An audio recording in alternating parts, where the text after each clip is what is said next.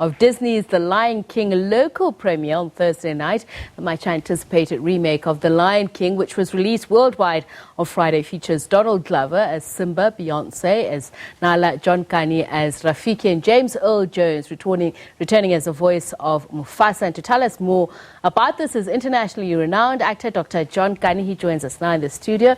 A very, very warm welcome. It's good to see you, and thank you so much for joining us. Thank you. Thank you for having me. So how was the reception at the premiere? Well, the first premiere was on the red carpet in Hollywood, yes, at the Dolby Theatre. Everyone was like a huge concert. The music starts, people applaud. Mm-hmm. And as the actors come, they recognize the voice, who the actor is, yes, they applaud. Uh-huh. But it was kind of like very Hollywood-like, mm-hmm, full of international press and everything. The London one was a little bit mute, as you know, the English. Everybody Yes. was, yes, thank you, brilliant, brilliant, brilliant. And now, yesterday, we had an unbelievable experience on an open air with a huge screen, and you could see the stars. It felt like the Lion King has come home. I can This imagine, is where it yes, belongs. And Everything. this is what I'm curious about, just the local reception and their interpretation. I mean, just looking at the visuals behind us there of the premiere, how did people interpret it? I mean, this is Disney's The Lion King, so obviously immediately some distance then, you know, for some people.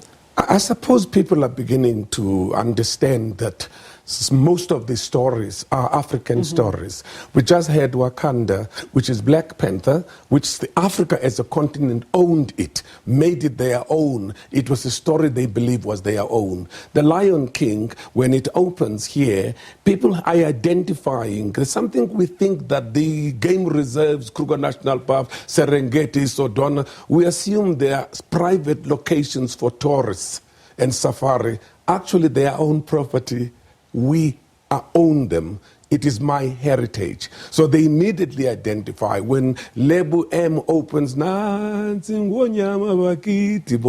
almost a standing ovation because it was even there with me. And as the story is told and says, oh, that's so-and-so, oh, that's so-and-so. Mm-hmm. It was incredible. I mean, I would say anytime it was the best opening for The Lion King happened in Johannesburg yesterday. Mm.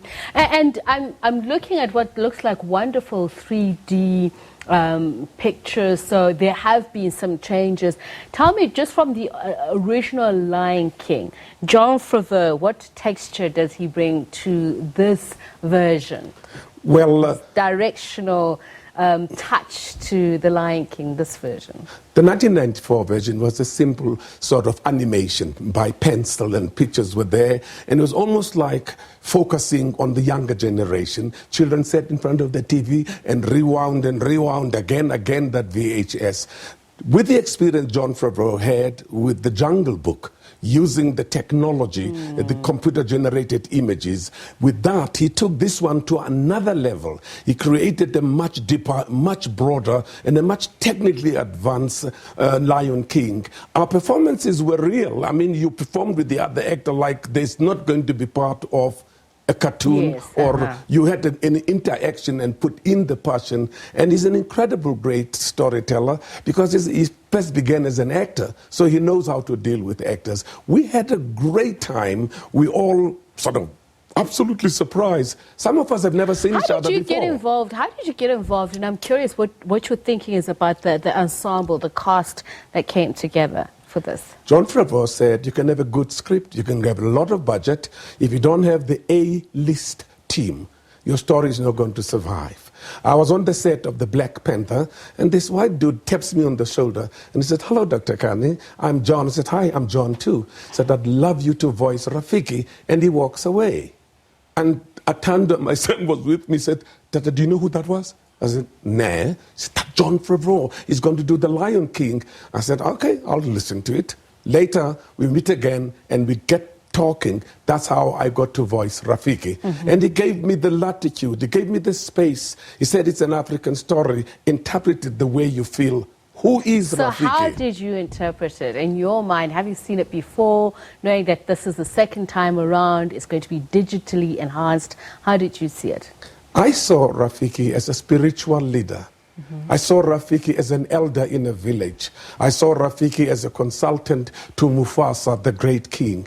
I saw him as a cultural custodian of the legacy of Mufasa, because he was there when Mufasa was inaugurated. He was there again when Simba was born. He was there in the end when Simba's son is born, in order that the circle of life continue. So he has been with this tribe of lions on Pride Land, and he is like the census counter. Everything he knows, everything he is in a special relationship. We then agreed that he was a wise elder who is the custodian of this history and the legacy of Mufasa and generations to come. So we agreed, but he's very smart, he's very funny, he jokes, he cracks, he laughs, but mostly he makes sure that the history is handed down to the next generation. And tell me, how did, just looking at the Pride Rock battles, did Rafiki ever think about the battles going on back home? Not at all, because we never expected that Mufasa was going to die. That Scar, played brilliantly by Ejiofor Chiwetel, who I did the movie with him. Endgame, he played Thabo Mbeki, and I played Owar Tambo. He said to me, why don't we swap?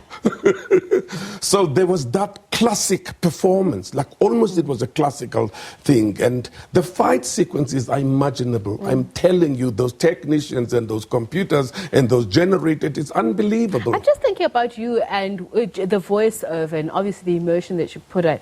South Africa is at a very unique place within our transformation. Did any of that, I don't know, beam into your consciousness, your mind, and think, this Pride Rock battle could possibly be what we're seeing back home in Mzansi? Of course, as an actor, you always find parallels. You want references for the character you play. Mufasa, great king, benevolent, who cares, who wants the balance between nature and existence be kept all the time, who tells Simba, look into the stars, I'll always be with you. Reminds me of my grandfather, reminds me of my father. And then there is a coup.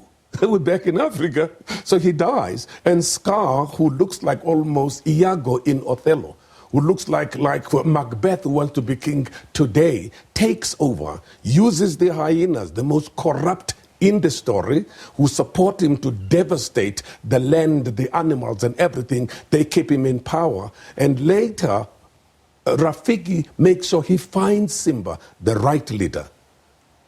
Mufasa, Scar is deposed, he disappears. We put on in power the correct president, the one who cares, the one who knows that I serve the people. It's like almost telling the story of Africa. The international nature of the cast, and including having people like Beyoncé, what kind of texture do you think it gives it, including for young people looking at it for storytelling purposes, but also understanding the concept of the global village within this African global village story? Hollywood has now finally realized or come to understand that if the role says setting in Africa, you have to have an African talent representation.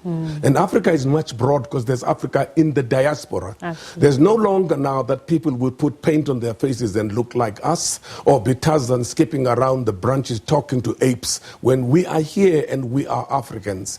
The use of the international cast has brought such depth and excitement in it. To have Beyoncé voice Nala, and then she's singing some of the songs with Le Bohème, you feel that power, and she has an immense draw of people who follow whatever she does. Then you have Donald Glover, who is also a rap artist and an incredible musician. Then you have James Earl Jones, who's always saying, this is CNN. And then, of course, myself, who also commands an in great sort of respect and following in Africa and in the world. So the cast was handpicked to bring in unto this project, not just their talent, but also the people who follow and believe in them. Speaking of legacies, Beyoncé Gonyeni passing recently. I thought I had an understanding with God that please, most of my closest friends mustn't pass away when I'm out of the country. Kabula last year, Winston John passed on. And he was the best friend, one of the members of the Serpent Players. And while I was in Los Angeles, I got a call from Minister Natim Tetwa, who told me, Doc, have you heard? I said, what, Doc? He said, we've just heard that Nom Senkonyeni has passed on. Where are you? I said, I'm in L.A. I will be home. I went down on the 17th for the memorial because the premiere was going to be on the 18th this side. It's part of you that gets wrenched out. A little bit of me is in pain all the time because of the people I know, the people I grew up with. What a legendary actress, a classical one. To add to my pain, I find out again that another good friend of mine who we worked so hard together during the days of Isolate South Africa cultural boycott, Johnny Clegg. We went to L.A., we went to the UN together to speak to artists like Quincy Jones, Wallace Soyinka, to all the artists, Alfred Woodard, for instance, to Artists Against Apartheid. The last time we met them was in 1991, when we were now trying to, how are we going to sort of undo the cultural boycott and make sure now the cultural doors are open, as stated in the Freedom Charter, to all that who live in this country or who invest in this country. And that was my relationship with Johnny Clegg. And I'm thinking, just given those journeys that you share with us, how you came together with both, does it ever make you philosophical about where that puts you then in the journey, that how far gone you are and maybe you're possibly nearing its completion, and not necessarily your own completion, but of the greater journey? Well, I wake up in the morning and the sun rises, and that's the most beautiful event in my life. Sunset is not there because I'm already busy working. I only deal with the sunrise. And I can see journeys and things still to be done. There must be a purpose that these elders are kept alive so they could still continue passing on the legacy, passing on the history, passing on the integrity of African artists, African people. We all here, through our work, celebrate our humanity, finding things that bring us together rather than those that separate us. For me, art remains a reflection of our own society. It is through art that we will achieve reconciliation, that we will achieve social cohesion, that we will achieve nation building. Because we're not standing on platforms shouting and asking someone to vote for because I'm going to do this, I'm going to do this. We are saying, we're all human beings. But what and we're all story beautiful. should we be telling now, given where we are now in South Africa, 25 years on? We've stagnated in places that are very, very important, including transformation. The togetherness of the Rainbow Nation seems to be dissipating quite fast, given the toxicity of some of our relations, social relations, lack of social cohesion. What stories should we be telling, even from an artistic point of view? Our leaders never told us it was going to be easy. It did not need a magic wand to do away with 400 years of colonialism, apartheid, and segregation. That what we're doing, we're working very slowly. There's massive changes that have taken place in this country. There are incredible strides into the future, being part of the global village. But we're now dealing with the specific, the individual, the situation at grassroots level. Stories now should talk about giving people hope rather than saying things are getting better. Now, I was in Burkina Faso, in Ouagadougou. I was in Addis Ababa. All those people are looking up to us. To them, the rest of the world, we're still the miracle country. Yes, we have internal problems. Who doesn't? How many of us and our people are drowning in the Mediterranean trying to make it to Europe for better whatever? How many people are stranded on the borders of Mexico, flooding, trying to get into America, and they're building concentration camps to keep them out? Still, we have a good story to tell. We still have to look at stories that tell about our humanity. Once we see each other as human beings, we begin to relate to each other. Final word to our viewers on why they should go and see The Lion King. This will remind you what your grandmama or grandfather used to say. Once upon a time, there was this wolf that wanted to eat the chicken, but the chicken said no.